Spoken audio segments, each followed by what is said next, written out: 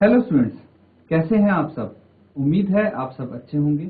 ICT virtual classroom में आप सबका स्वागत है। मैं विकास। बच्चों, क्लास 7th का मैथ्स हम करेंगे। चैप्टर है एल्जेब्रिक एक्सप्रेशन यानी बीजीय व्यंजक। तो स्टूडेंट्स, जो एल्जेब्रिक एक्सप्रेशन है यानी बीजीय व्यंजक है, क्या होते हैं, डिटेल में हमने डिस्कस किया कि क्या क्या टर्म्स का इनका मतलब होता है। बच्चों, उसके बाद हम क्वेश्चंस कर रहे हैं और सीधा हम क्वेश्चन सी करेंगे। अब यहां पे आप देख सकते हैं, आपको क्लासिफाई करना है इनको मोनोमियल, बाइनोमियल एंड ट्राइनोमियल्स में। तो कर लेंगे इजीली। उससे पहले हमें एक बार रिवाइज करना पड़ेगा कि भाई मोनोमियल्स क्या होता है, बाइनोमियल एंड ट्राइनोमियल्स क्या होता है। तो मोनोमियल देखिए क्या होगा,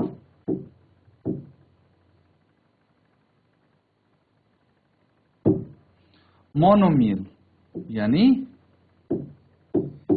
एक पदी। ठीक है, एक पदी मतलब वन टर्म, सिंगल टर्म जिसमें हो वो होता है मोनोमियल। जैसे कि बच्चों 4x ये क्या है, सिंगल टर्म है। 3yz ये क्या है, एक टर्म है। तो ये मोनोमियल हुआ, एक पद हुआ। ठीक है स्टूडेंट्स।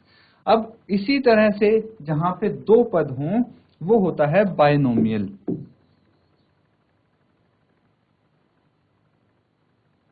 ये रिवाइज कर रहे हैं स्टूडेंट्स, ये डिस्कस कर चुके हैं हम डिटेल में, ताकि आपको अगर किसी को ध्यान ना हो तो आपको याद आ जाए। बाइनोमियल होता है बच्चों द्विपदी, ठीक है, जिसमें दो पद हों। ठीक है, जैसे कि 3x प्लस 4y ये भी क्या है, दो पद हैं। इसमें कितने हैं, दो पद हैं, द्विपदी हो गया। y प्लस 3z ये क्या हो गया, द्विपद हो गया, दो पद हैं। तो बाइनोमियल बोलेंगे इसको। फिर आता है ट्राइनोमियल।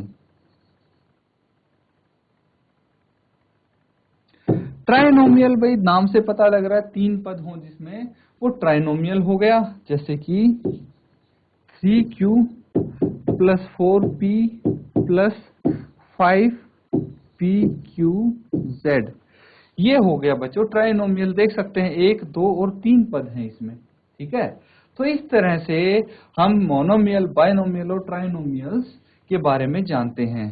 अब बच्चों एक आता है पॉलिनोमियल। पॉलिनोमियल के बारे में यहाँ पे पूछा नहीं गया है, फिर भी आपको पता होना चाहिए। पॉलिनोमियल वो होता है, वो क्या बोलते हैं, एक्सप्रेशंस होता है जिसमें तीन से ज्यादा पद हों, उसको पॉलिनोमियल बोलेंगे। ठीक है स्टूडेंट्स, तो इतना क्लियर है।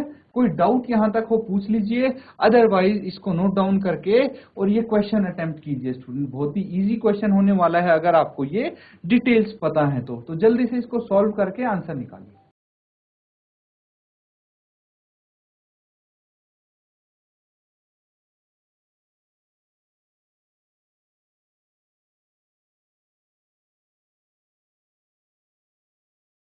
स्टूडेंट्स देखिए, बहुत ही इजी क्वेश्चन है ये। यहाँ पे आपको बस बताना है कि कौन सा पद मोनोमियल है, कौन सा बाइनोमियल एंड कौन सा ट्राइनोमियल। यहाँ पे कौन से एक्सप्रेशन है ये आपको बताना है। ठीक है, तो हम एक काम करते हैं, हम यहाँ पे तीन कैटेगरीज बना लेते हैं। मोनोमियल्स,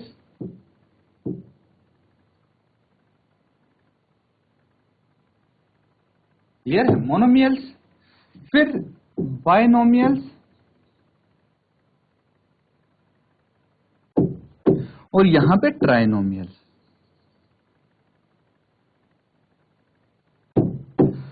अब फर्स्ट पार्ट देखते हैं, ये मोनोमियल है, बाइनोमियल है या ट्राइनोमियल है। तो फर्स्ट पार्ट है आपके पास, पहला भाग क्या है भाई, 4y माइनस 7z। तो देखिए एक टर्म तो ये हो गई, एक ये होगी, मतलब कितनी टर्म होगी यहाँ पे, टोटल दो टर्म, इसीलिए ये हो गया बाइनोमियल। इसी तरह से सबको हम क्लासिफाई कर देंगे one by one. Second part देखिए, एक ही टर्म है इसलिए ये हो गया मोनोमियल, वाई स्क्वायर। थर्ड देखिए, इसमें कितनी टर्म है, एक, दो, तीन, तीन पद हैं इसलिए ये ट्राइनोमियल हो गया।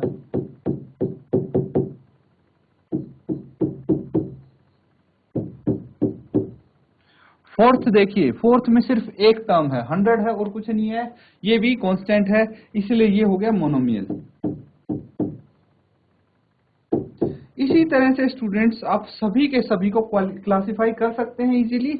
आपको क्या करना है, अब इनको जल्दी से नोट डाउन कीजिए, और अगर बाकी क्वेश्चंस आप देख सकते हैं, इनको सबको सॉल्व कीजिए आप, और सबको कैटेगराइज कर दीजिए। यहाँ पे जैसे मैंने लिखा है फर्स्ट, सेकंड एंड फोर्थ, यहाँ पे फर्स्ट है, ट्राइनोमियल्स थर्ड है, इसी तरह से बाकी जो बचे फिफ्थ सिक्स्थ टिल 12th, ये सभी पार्ट्स आपको कैटेगराइज करके यहाँ पे लिखने हैं। तो नोट डाउन कीजिए और बाकी पार्ट्स यहाँ पे सॉल्व कीजिए।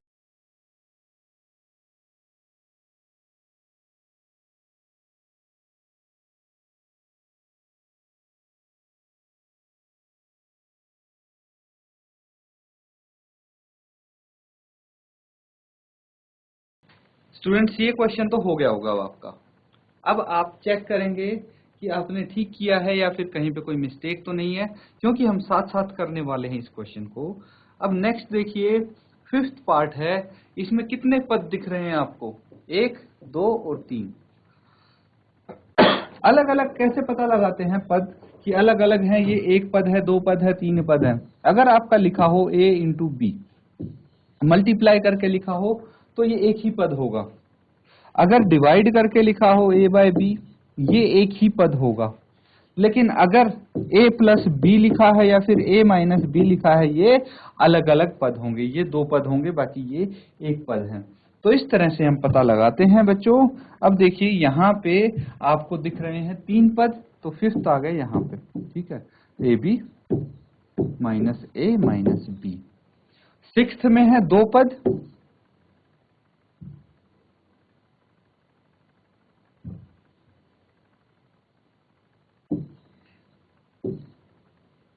तो फिफ्थ तो यहाँ पे आएगा अगर 3 पद हैं इसमें, तो A B minus A minus B.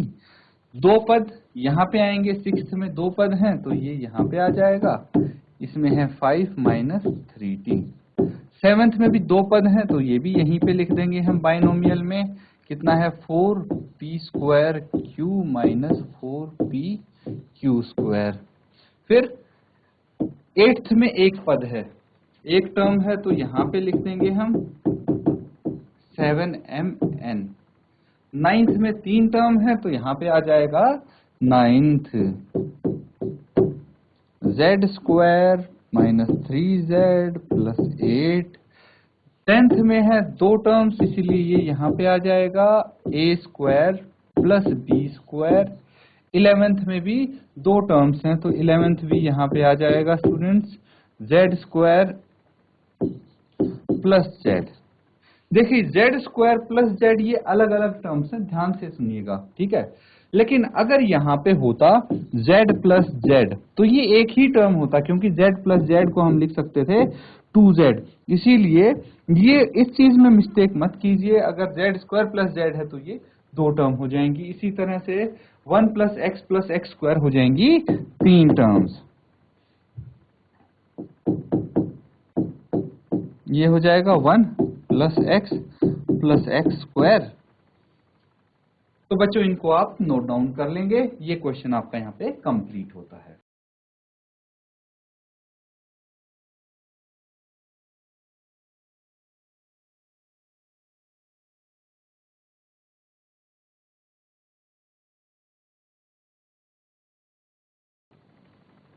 Next question करेंगे स्टूडेंट्स। यहां पे आपको क्या बताना है, आपको ये बताना है बच्चों कि जो नीचे टर्म्स दी गई हैं वो लाइक टर्म्स हैं या फिर अनलाइक टर्म की पेयर है, मतलब समान पद या फिर असमान पदों का युग्म है, ये आपको यहाँ पे बताना है बच्चों। तो first part, second, third, fourth, इस तरह से आप सभी को चेक करके बारी बारी बता देंगे कि ये लाइक टर्म्स है या अनलाइक टर्म्स हैं। अब बच्चों लाइक टर्म्स क्या होती है और अनलाइक टर्म्स क्या होती हैं, ये चीज हमें पता होनी चाहिए। तो मैंने बताया था जो लाइक टर्म्स हैं स्टूडेंट्स वो क्या होती हैं, अगर 3x प्लस 9x है तो जहां पे देखिए दोनों में मुझे x दिख रहा है, ये लाइक टर्म्स हो गई, ठीक है। अगर मैं अनलाइक टर्म्स की बात करूं तो 3x प्लस 4y, ये अनलाइक टर्म्स हो गई। मतलब जो आपका वेरिएबल है अगर वो दोनों में सेम हो तो वो लाइक टर्म हो गई। अगर मैं बात करूं 3xz प्लस 4xz या फिर 4zx होता तो भी ये टर्म लाइक होती, लेकिन 3xz प्लस 4z है तो ये अनलाइक टर्म्स हैं क्योंकि इनके वेरिएबल्स सेम नहीं है। इसमें xz है, इसमें सिर्फ z है, इसमें xz है, इसमें xz है, इसीलिए ये लाइक टर्म्स हो गई। इसी तरह से बच्चों जितने भी आपके पास ये टर्म है इनको आप इजीली कैटेगराइज कर सकते हैं कि कौन सी पेयर लाइक टर्म है और कौन सी अनलाइक टर्म है। नोट डाउन कीजिए और क्वेश्चन को सॉल्व कीजिए।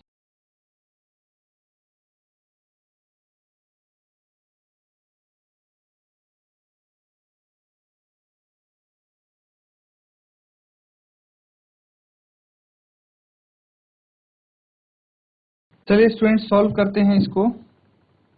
अब तक इतना तो पता लग गया आपको कि लाइक टर्म्स कौन सी हैं, अनलाइक टर्म कौन सी हैं। तो बस हमें लिखना है, मेंशन करना है कि भाई कौन सी लाइक टर्म है, कौन सी अनलाइक टर्म है। भाई जिनको ऐड करके हम एक पद बना सके वो लाइक टर्म हो जाते हैं। सिंपल चीजों में मैं बोलूं, सिंपल वर्ड्स में तो 1 प्लस 100 कितना हो जाएगा, 101। तो ये एक पद आ गया है ना, एक पद हो गया, इसलिए लाइक टर्म है। तो फर्स्ट वाली क्या हो गई, लाइक टर्म या फिर समान पद। हिंदी में जो लिखना चाहता है समान पद यानी लाइक टर्म। सेकंड पार्ट क्या हो गया स्टूडेंट, सेकंड पार्ट हो गया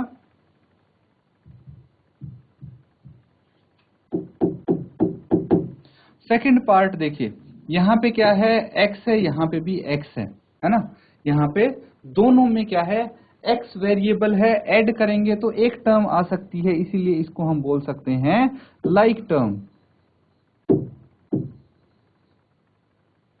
देख सकते हैं -7x प्लस 5/2 ऐड करके देखिए इनको, क्या आ जाएगा आपका -14x प्लस 5x/2 कितना आ जाएगा, 14 माइनस 5 कितना हो जाएगा 9, तो -9x/2। देखिए इससे हम ये निकाल सकते हैं, इसीलिए ये हो गई लाइक टर्म। क्यों हम इनको ऐड क्यों कर सकते हैं, क्योंकि इनका वेरिएबल सेम है स्टूडेंट्स, है ना, इनका वेरिएबल सेम है, इसीलिए हम इनको ऐड या सब्ट्रैक्ट कर पा रहे हैं। इस तरह से आप देखिए लाइक टर्म थर्ड क्या हो गई, तीसरे में देखिए जो इसके वेरिएबल हैं, एक x है एक y है, अलग अलग हैं, तो ना तो इनको हम ऐड कर सकते ना इनको सब्ट्रैक्ट कर सकते, इसीलिए ये हो जाएगा अनलाइक टर्म्स।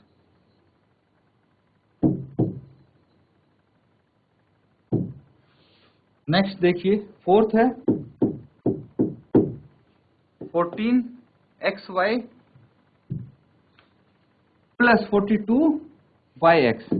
अब x y और y x दोनों बराबर होते हैं स्टूडेंट्स, ठीक है। x को y से मल्टीप्लाई करो या y को x से करो, बात एक ही है, इसलिए ये हो जाएगी लाइक टर्म। क्या हो जाएगी, लाइक टर्म।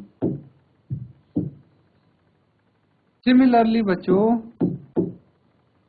फिफ्थ देखिए m स्क्वायर p और यहाँ पे m p स्क्वायर है, दोनों में फर्क है, m स्क्वायर p, m का वर्ग p है यहाँ पे मतलब m इंटू p ये है, और दूसरा है m p स्क्वायर, यानी ये बराबर नहीं है, m इंटू p ये अलग अलग हैं, ठीक है।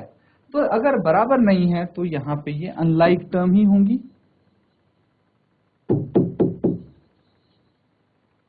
तो इस तरह से बच्चों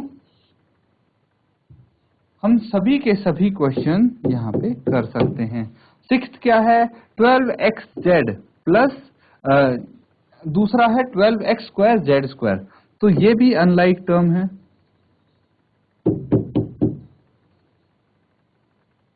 तो नोट डाउन कर लीजिए स्टूडेंट्स, ये आपका 6 क्वेश्चन कंप्लीट होता है।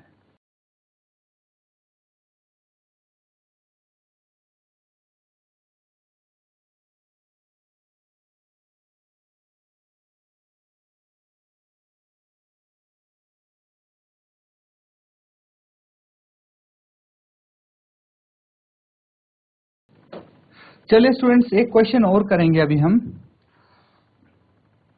ये आपको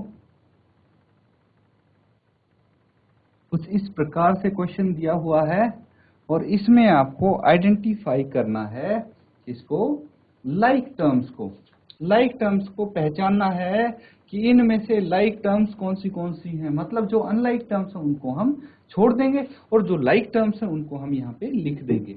तो अभी जो पिछला क्वेश्चन किया था बिल्कुल उसी प्रकार का क्वेश्चन है। सॉल्व कीजिए इसको और बताइए कौन सी इनमें लाइक टर्म्स हैं।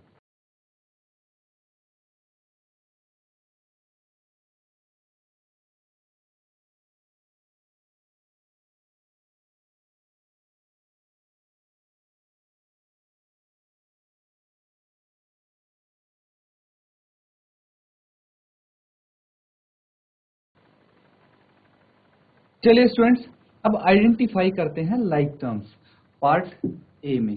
पहले पार्ट में सबसे पहले मुझे दिख रहा है -x(y²).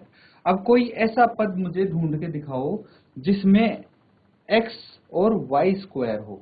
एक तो हो x और दो हो y, ठीक है, मतलब y²। तो ऐसा टर्म कौन सा होगा? देखिए यहाँ पे क्या है, y इंटू x²। ये भी नहीं हुआ क्योंकि यहाँ पे एक y है, दो x हैं। यहाँ पे सिर्फ x है, यहाँ पे क्या है, x इंटू y²। तो क्या हो गया ये 2xy², ठीक है। और कौन सा हो जाएगा स्टूडेंट्स?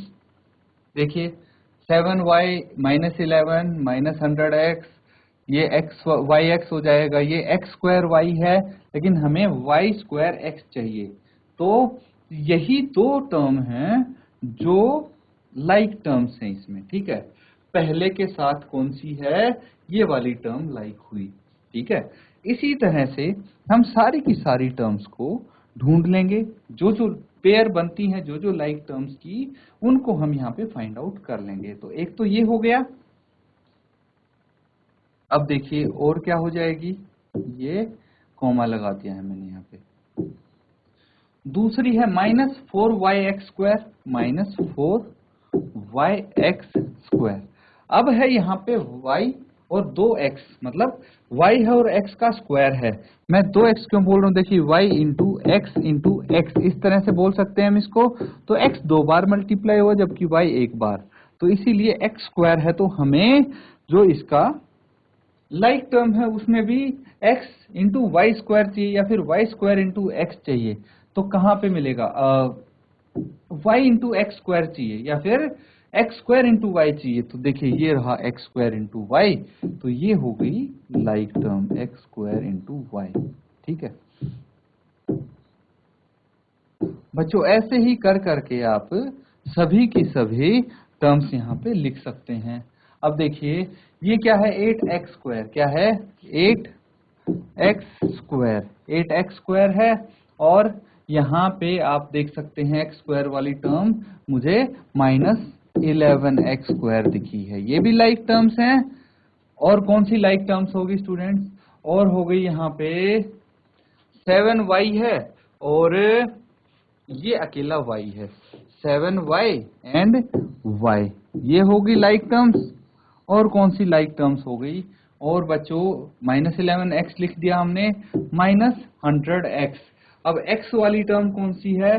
3x है। तो -100x एंड 3x है यहाँ पे, ठीक है। एक टर्म ये हो गई। और ढूंढते हैं और कौन सी बची?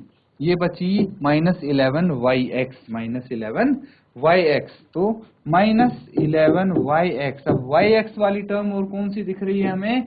ये दिख रही है। तो ये कितना हो गया? 2xy। भाई xy हो या yx हो, मैंने बोला था लाइक टर्म होती हैं वो, क्योंकि xy इक्वल टू yx होता है स्टूडेंट्स।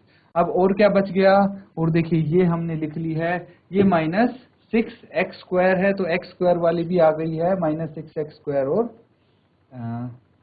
-11x²। एक और बचा था स्टूडेंट्स, देखिए x² वाली यहाँ पे 3 टर्म है, 8x², -11x² और -6x²। तो इसी के साथ हम इसको भी लिख देंगे, ये हो गई -6x²। ठीक है, इसको आप नोट डाउन कर लें। अब यहां पे देखिए ए पार्ट हमारा कंप्लीट होता है। ये मैंने एक बॉक्स में लाइक टर्म्स लिखी हैं, पहले बॉक्स में लाइक टर्म्स हैं, दूसरे में भी लाइक टर्म्स हैं, तीसरे में, चौथे में, इनमें से पिक करके मैंने सभी लाइक टर्म्स के पेयर बना दिए हैं। अब बच्चों जो बी पार्ट है सिमिलर है, यही है, तो इसी तरह का पार्ट है, आप होमवर्क में इजीली कर सकते हैं। इसलिए मैं बी पार्ट आपको होमवर्क में करने के लिए दे रहा हूं ताकि आपको पता लगे ए पार्ट से आपने कितना सीखा है। स्टूडेंट्स नोट डाउन कर लीजिए ताकि होमवर्क आप इजीली कर पाए। इसी के साथ स्टूडेंट्स आज का सेशन हम यहाँ पे एंड करते हैं। Thank you and have a nice day.